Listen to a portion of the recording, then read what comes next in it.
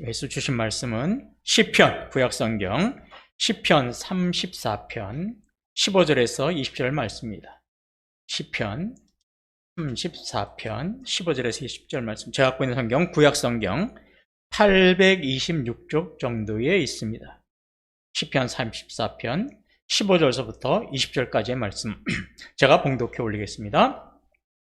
여호와의 눈은 의인을 향하시고 그의 귀는 그들의 부르짖음에 기울이시는도다. 여호와의 얼굴은 악을 행하는 자를 향하사 그들의 자취를 땅에서 끊으려 하시는도다. 의인이 부르짖음에 여호와께서 들으시고 그들의 모든 환난에서 건지셨도다. 여호와는 마음이 상한 자를 가까이 하시고 충심으로 통회하는 자를 구원하시는도다.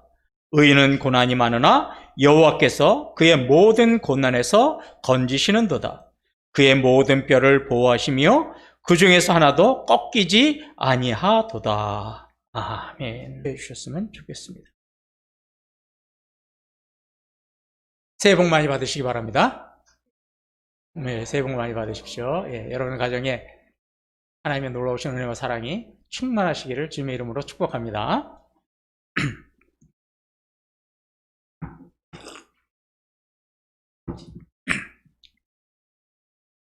우리가 2021년도 교회표를, 그래서 앞에 보시는 것 같죠? 우리 장로님이 아주 참 잘 만들어 주셨어요. 2021년 교회표를 여호와께 부르짖으라 이렇게 정했습니다. 그리고 작년 같은 경우에는 여기다가 몇 가지 중요한 항목들을 적었는데 올해는 그거 안 적었습니다. 그럴 만한 여유가 우리에게 없는 것 같아서 그냥 올해는 여호와께 부르짖자 이거를 하나를 표로 정했습니다. 근데 이 내용이 어디 있냐면 시편 34편에 있는 내용입니다.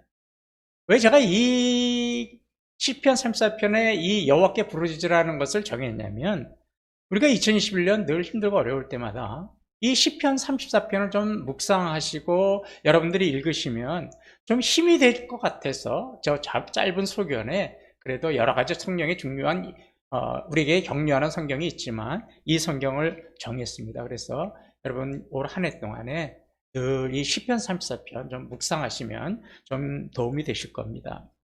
그러면 이 시편 34편의 내용이 무언가 이거를 우리가 좀 더 이해를 해야 이 시편 34편의 표 이런 내용을 잘 알 수가 있을 것 같아서 우리가 쉬운 성경으로 한번 시편 34편 1절부터 2절까지를 한번 좀 보도록 하겠습니다.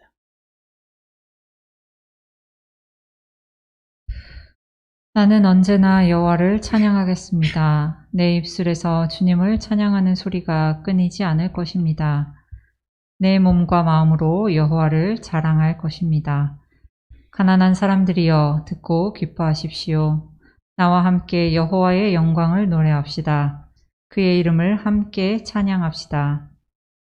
내가 여호와를 찾아 도움을 청했더니 내게 대답하시고 내가 두려워하던 모든 것에서 나를 건지셨습니다. 주님을 바라보는 자의 얼굴은 빛이 나고 어떤 일이 있어도 부끄러움을 당하지 않을 것입니다. 이 불쌍한 사람이 여호와께 부르짖었더니 여호와께서 들으시고 모든 어려움에서 건져주셨습니다. 여호와의 천사들은 주님을 높이는 사람들 둘레에 진을 치고 그들을 구원하십니다. 여호와께서 얼마나 좋으신 분인지 살피고 맛보십시오. 그분께 피하는 사람은 복 있는 사람입니다. 너희 성도들이여 여호와를 높이며 두려워하십시오. 저를 높이며 두려워하는 사람들은 부족함이 없을 것입니다. 젊은 사자도 힘이 없고 배가 고플 때가 있지만 여호와를 찾는 자들은 갖가지 좋은 것들을 모두 얻게 됩니다. 젊은이들이여 이리 와서 내 말을 들어보십시오. 여호와를 높이고 두려워하는 방법을 가르쳐 주겠습니다. 즐거운 날을 보내고 행복하게 오래 살고 싶으면 이 말을 잘 들어야 할 것입니다. 먼저 여러분은 나쁜 말을 하지 말고 거짓말을 하지 말아야 합니다. 나쁜 길에서 돌아서서 착하게 살고 평화를 사랑하고 이웃과 사이좋게 지내야 합니다. 여호와는 의로운 사람들을 보고 계시며 그들이 부르짖는 소리에 귀를 기울이십니다. 그러나 여호와는 악한 짓을 하는 사람들을 불쾌하게 여기시고 사람들의 기억에서 그들의 이름을 지워버립니다. 의로운 사람들이 부르짖을 때에 여호와께서 들으시고 모든 어려움으로부터 그들을 건지십니다. 여호와는 마음이 상한 사람 곁에 계시고 낙심한 사람들을 붙들어 주십니다. 의로운 사람에게도 어려움이 많을 수 있습니다. 그러나 여호와께서 모든 어려움에서 구해 주실 것입니다. 여호와께서 그들의 뼈마디 하나도 꺾이지 않게 완전하게 지켜주실 것입니다. 아멘. 고사성어 중에 이런 말이 있습니다. 설상가상. 이게 무슨 말이냐면 눈이 오는데 또 서리까지 내려서 더 미끄럽게 만들어진다는 거죠. 첩첩산중. 산을 하나 넘어서 끝나는 줄 알았더니 여러 산들이 겹쳐져 있어서 너무 힘들게 하는 거죠. 속수무책. 어떻게 손을 쓸 수 없을 정도라는 뜻이죠. 이 세 가지 고사성어의 공통점은 어렵거나 나쁜 일이 계속해서 반복적으로 일어날 때 이런 고사성어를 씁니다. 그런데 이 고사성어의 말들이 어쩌면 2021년에 저와 여러분의 삶 속에서도 일어날 수가 있을 겁니다. 이런 상황이 오면 믿음이 좋은 성도라고 하더라도 믿음이 흔들릴 수밖에 없습니다. 하나님, 저에게 왜 이런 시련을 주세요? 제가 뭐 잘못한 거 있어요? 이러면서 불평을 하겠죠. 그런데 다윗은 이런 최악의 상황에서도 불평하지 않고 오히려 주님을 찬양한 그 내용이 바로 뭐냐면 시편 34편의 내용입니다. 여러분 성경을 한번 보시기 바랍니다. 시편 34편 맨 위에 뭐라고 적혀 있냐면 다윗이 아비멜렉 앞에서 미친 채 하다가 쫓겨나서 지은 시 이렇게 적혀 있습니다. 이게 시편 34편을 다윗이 찬양한 배경입니다. 다윗이 골리앗 장군을 물리쳤지요. 물맷돌 3개로 골리앗 장군을 물리쳤습니다. 그러자 이스라엘 모든 백성들이 사울 왕보다 다윗을 더 사랑했고 다윗을 더 존귀히 높였습니다. 사울 왕이 가만히 볼 수가 없었죠. 너무나 화가 나고 시샘을 했어요. 그래서 안 되겠다 그러고 다윗을 여러 차례에 걸쳐서 죽이려고 했죠. 다윗은 이때마다 광야로 도망가다가 어떤 생각을 했냐면 안 되겠다. 사울의 손길이 미치지 않는 이방 땅 블레셋으로 가자. 그러면서 블레셋 땅으로 도망을 갔어요. 쉬운 말로 하면 망명 간 거죠. 그래서 블레셋 땅에서 그 나라를 통치하는 아기스라고 하는 왕을 만났는데 왕의 신하들이 다윗이 누군지를 알아봤어요. 그리고 왕한테 이렇게 이야기해요. 왕이여, 이 사람이 우리나라 골리앗 장군을 죽인 사람입니다. 이 사람은 위험한 사람입니다. 이 사람은 우리나라 땅에 살게 하면 언제 우리에게 피해를 줄지 모릅니다. 죽여야 합니다. 이렇게 이야기를 한 거예요. 다윗은 사울의 칼을 피해서 살고자 블레셋 땅으로 도망왔는데 블레셋 땅에서 오히려 죽을 위기에 놓였어요. 그래서 이거 하면서 좀 나쁜 생각을 했어요. 우리나라에 옛날에 그랬죠. 쓰레기차 피하려다가 무슨 차에다가 찌어 죽는다고? 지금 다윗이 그런 상황입니다. 이 위기의 순간에 다윗은 잠깐 동안이지만 하나님께 도와달라고 부르짖었어요. 그때 하나님께서는 다윗에게 지혜를 내려주셨죠. 그래서 다윗이 어떻게 행동을 했냐면 그냥 침을 질질 흘렸어요. 이렇게 수염이 있는 데까지 막 침이 묻을 정도로 침을 질질 흘리고 자신의 몸을 막 문에다가 비비게 되면서 마치 미친 사람처럼 보이도록 흉내를 낸 겁니다. 이런 다윗의 모습을 보고 아기스 왕과 그 신하들이 뭐라냐면 아니 별 미친 놈이 다 왔네? 그러고 다윗을 죽이지 않고 미친 사람이라고 그러면서 어떤 거예요? 쫓아냈습니다. 다윗이 그때 하나님의 은혜로 나는 목숨을 구했다. 이 은혜에 감사하면서 지은 노래가 바로 시편 34편의 내용입니다. 다윗은 누가 보더라도 최악의 상황을 겪었습니다. 아무리 믿음이 좋은 다윗이라도 이 정도 되면 하나님을 원망하고 불평하는 것이 당연한 거 아닐까요? 그런데도 1절을 보면 뭐라고 그러냐면 내가 여호와를 항상 송축하며 내 입술로 항상 주를 찬양하리다. 다윗은 여호와를 찬송하고 송축하겠다고 그래요. 또 3절 4절을 보면 나와 함께 여호와를 광대하시다 하며 함께 그의 이름을 높이세. 내가 여호와께 간구하며 내게 응답하시고 내 모든 두려움에서 나를 건지셨도다. 다윗이 이런 최악의 상황을 겪으면서도 찬양할 수 있었던 것은 하나님께서 내 목숨을 건져주셨다는 것을 알았기 때문이에요. 그리고 지금 화면에서 보시다시피 여호와는 광대하시다 이렇게 찬양을 합니다. 하나님은 광대하시다는 말이 뭐냐면 하나님의 능력과 영향력은 크고 넓으십니다. 그런 뜻입니다. 다윗은요, 하나님이 이스라엘 나라에서만 하나님인 줄 알았어요. 이스라엘에서만 영향력을 발휘하는 하나님인 줄 알았는데 블레셋 땅에서도 이방 땅에서도 자신의 목숨을 구하는 것을 보고는 우리 하나님은 이스라엘만의 하나님이 아니구나. 우주 만물 온 땅에 하나님이 되시는구나. 이거를 깨닫고 나서 그가 깨달은 후에 나온 찬양이 뭐냐면 여호와는 광대하시다. 이렇게 찬양을 한 겁니다. 우리 하나님은 우리가 어디에 있든지 돌보시는 분이에요. 그분은 주무시지도 않고 졸지도 않고 우리를 지키시는 분입니다.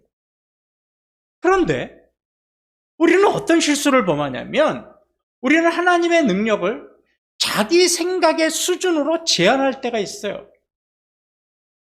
그래서 우리는 이렇게 말을 해요. 아, 이거는 하나님이 오셔도 할 수 없어.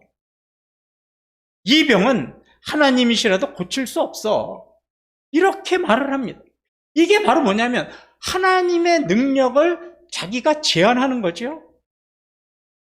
그런데 온 땅에 전능하신 하나님의 능력과 영향력이 미치지 않는 곳은 없습니다. 우리를 눈동자같이 보시면서 우리가 어느 곳에 있든지, 우리가 하늘에 있든지 땅에 있든지 어느 곳에 있든지 우리를 지켜보시고 우리에게 영향력과 능력을 주시는 분입니다. 그런데도 이런 위대하신 하나님, 전능하신 하나님의 능력과 영향력을 자기 생각으로 제한한다면 이거는 마치 위대하신 하나님을 연약한 자기의 모습으로 만드는 정말로 어리석은 일입니다. 우리는 가끔 이런 실수를 범하지요. 4절을 보면 다윗은 빨간 글씨에서 보듯이 모든 두려움에서 건지셨다라고 고백을 합니다. 다윗이 하나님께 부르짖었을 때 하나님 모든 두려움에서 건지셨다고 그래요. 그러면 다윗이 왜 두려워했을까요? 블레셋 땅으로 도망갈 때 다윗은 하나님 앞에 하나님, 제가 블레셋 땅으로 도망가려고 그러는데 하나님 어떻게 생각하세요? 제가 블레셋 땅으로 갈까요? 물어봤다라는 기록이 아무데도 없습니다. 평상시에 잘 묻던 다윗이 이때는 묻지를 않았어요. 왜요? 너무나 다급하고 자기 목숨만 생각한 거죠. 자신의 인생을 하나님 앞에 맡기지도 않고 자기의 생각대로 행동해서 블레셋 땅으로 간 겁니다. 자기의 생각대로 행동하다 보니까 어떻게 되는 거예요? 두려움이 엄습을 한 겁니다. 어떤 사람이 비싼 보석을 가지고 있었는데 그걸 집에서 보관하려다 보니까 언제 도둑이 들어서 이걸 훔쳐갈지 몰라가지고 너무나 불안하고 두려웠어요. 잠을 제대로 잘 수가 없었어요. 그러다가 주위 사람들의 말을 듣고 그 보석을 은행에 있는 금고에다가 갖다 맡겼습니다. 그리고 나서야 이 사람은 불안과 두려움에서 벗어나고 더 편안하고 안전하게 잠을 잘 수 있었답니다. 여러분이 불안해하고 잠도 이루지 못하는 문제가 있으십니까? 그러면 하나님에게 맡기십시오.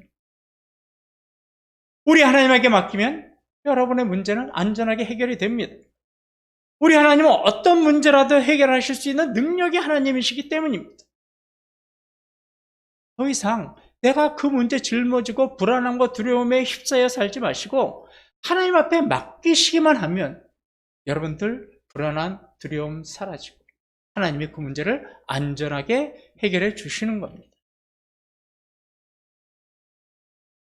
하나님께 부르짖어서 위기를 모면한 이 경험한 다윗은 우리에게 두 가지를 권면해요. 첫 번째가 8절입니다. 너희는 여호와의 선하심을 맛보아 알지어다. 그에게 피하는 자는 복이 있도다. 여호와의 선하심을 맛보라고 해요. 맛본다는 말이 뭐예요? 이 맛이 짠맛인지 단맛인지 쓴맛인지 직접 먹어보는 것을 우리는 맛보다 그러죠. 소금을 알려면 두 가지 방법이 있어요. 소금에 대해서 열심히 설명을 듣는 거예요. 한 방법. 소금을 한번 먹어보는 거 한 방법. 어떤 게 가장 좋은 방법일까요?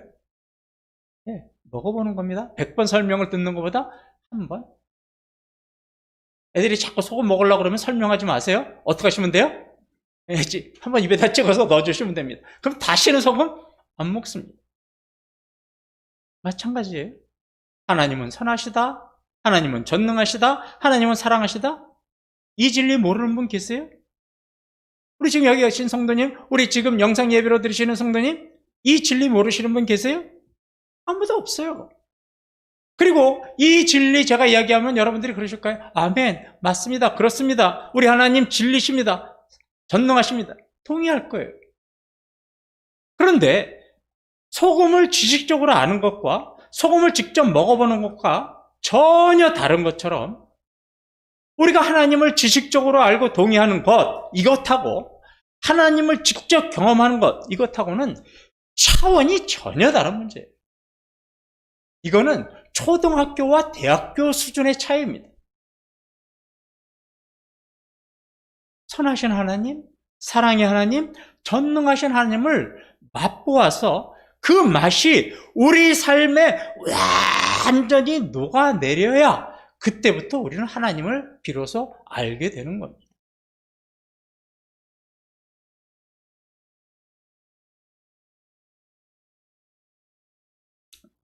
젊은이들은요, 지식적으로 뛰어나요. 우리가 젊은이들의 지식을 당해낼 수 없어요. 새로운 문화, 문물, 그들은 아주 쉽게 받아들여서 다방면에 아주 뛰어납니다. 우리는 핸드폰도 한 10% 정도밖에 못 쓰잖아요. 걔네들은 핸드폰 몇 프로 써요? 90%, 100%를 다 쓸 거예요. 우리는 알면서도 모르는 게 많지 않습니까? 상대적으로 어른들은 지식이 뛰어나지 못하죠. 그래서 젊은이들이 어른들을 부를 때 뭐라고 불러요? 꼰대라고 부르죠. 꼰대라고 그러면서 답답해합니다. 저도 집에서 우리 아들, 딸들한테 꼰대라는 소리를 자주 들어요. 답답하다. 그런데 살아가면서, 젊은이들이 살아가면서 자신들이 계획하지도 않고 예상하지도 못했던 그런 문제를 부딪히면 젊은이들은 어쩔 줄 몰라 해요. 왜냐하면 지식은 있는데 경험은 없는 거예요. 그래서 어쩔 줄 모르고 당황해요. 그러다가 크게 실수해요. 그런데 반대로 어른들은요, 살면서 그런 예상치 못한 문제, 계획에도 없던 문제들을 수없이 만나서 그런 것들을 학습하고 경험했잖아요. 그러니까 또 그런 위기가 오면 어떻게 해요? 이제껏 자신이 경험했던 것들을 가지고 아주 지혜롭게 어떻게 해요? 그 문제도 위기를 겪어낼 수 있는 거예요. 이게 젊은이들이 이겨내지 못하는 겁니다. 어른들은 그런 노하우가 있어요. 무시했다가는 큰일 납니다. 얘들아, 나 무시하면 안 된다. 이게 어른들만 갖고 있는 겁니다. 하나님의 구원의 은혜를 이미 경험한 성도들은 어떤 상황이 오더라도 이미 학습하고 이미 경험한 그 사실이 있기 때문에 이번에도 하나님이 여전히 나를 지켜주시고 나에게 도움을 줄 것이라는 것을 확신할 수 있어요. 그러니까 두려워하지 않고 어떻게 되는 거예요? 하나님, 이번에도 하나님께 맡깁니다. 하나님, 내가 부르짖으오니 내 인생 책임져 주시옵소서 하고 부르짖고 맡기게 되는 겁니다. 그런데 지식만 갖고 있는 성도들은 이게 안 되는 거예요. 젊은이들처럼. 그래서 여러분들이 삶 속에서 올 한 해 여러분들이 말씀과 기도로 우리 5가지의 그 목표를 통해서 하나님을 맛보셔야 돼요. 하나님을 경험하셔야 돼요. 그리고 위기의 순간에도 여러분 두려워하지 않는 겁니다. 다윗의 두 번째 권면은 9절입니다. 너희 성도들아 여호와를 경외하라. 그를 경외하는 자에게는 부족함이 없도다. 여호와를 경외하라고 합니다. 여호와를 경외한다는 게 뭡니까? 여호와를 두렵고 떨림으로 섬기라는 겁니다. 세상에 두려운 사람들은요, 본능에 따라서 움직여요. 본능적으로 움직여요. 세상이 두려운 사람들은. 그러니까 세상이 자기가 생각도 못했던 상황이 오면 어떻게 되는 거예요? 본능적으로 움직입니다. 그런데 여호와 하나님을 두려워하는 사람들은 본능적으로 움직이지 않고 믿음대로 움직여요. 이게 세상 사람과 믿는 사람들의 차이입니다.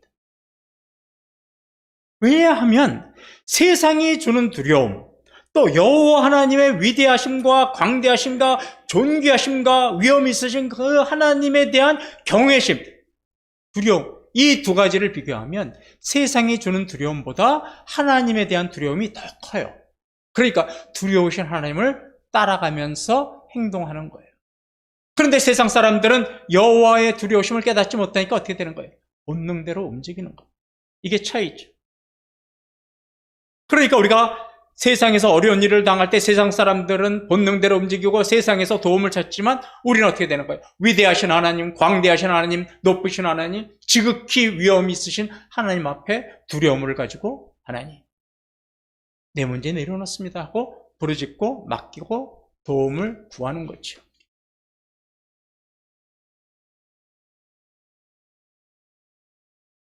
다윗은 이 시편 34편을 쭉 자기의 경험을 이야기하고 우리에게 권면을 하면서 마지막으로 우리가 정말로 힘들고 어려울 때는 당신들은 이렇게 하십시오라고 우리에게 두 가지 행동을 촉구합니다. 이렇게 행동하면 나처럼 여러분들 두려워하지 않고 문제 해결할 수 있습니다 라고 두 가지를 권면해요. 그 첫 번째가 17절의 말씀입니다. 의인이 부르짖음에 여호와께서 들으시고 그들의 모든 환난에서 건지셨도다. 도움이 필요하면 어떻게 하라는 거예요? 다윗이 우리에게 요구하는 것이 부르짖으라는 거예요. 이 17절 말씀이 올해 우리 교회의 표어입니다. 의인이 부르짖음에 여호와께서 들으시고, 우리가 여호와께 부르짖으라. 왜 부르짖어야 하느냐? 하나님께서 들으시고 우리를 환난에서 건져주시기 때문에 부르짖으라는 겁니다. 부르짖는다는 게 뭡니까? 하나님을 찾는 겁니다. 도움을 구하는 겁니다. 예레미야서 33장 3절에 이런 말씀이 있어요. 너는 내게 부르짖으라. 내가 내게 응답하겠고 내가 알지 못하는 크고 은밀한 일을 내게 보이리라.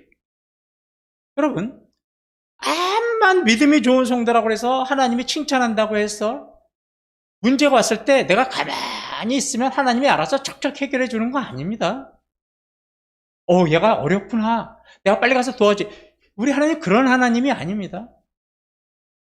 우리 하나님 어떻게 하셨어요?